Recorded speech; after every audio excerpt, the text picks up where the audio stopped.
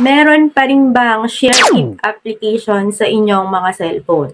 Alam mo ba na it's time na para delete mo na yung Share It application sa inyong mobile device? Dahil ang mga bagong cellphone ngayon ay may mga feature na or may mga naka-built-in na application na kung saan mas mabilis na rin tayo makaka-receive ng mga applications, photos, or videos sa ating cellphone.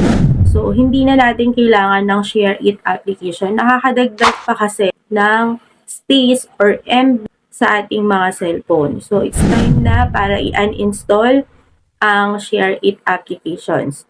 So, pwede na natin gamitin yung Nearby or Quick by Send dahil meron ng feature sa ating cellphone na Nearby Share or Quick by Share. Depende ito sa ating mga cellphone kung ano yung nakalagay. So, paano ba mag-share ng mas mabilis na hindi na tayo gumagamit ng Share It? So,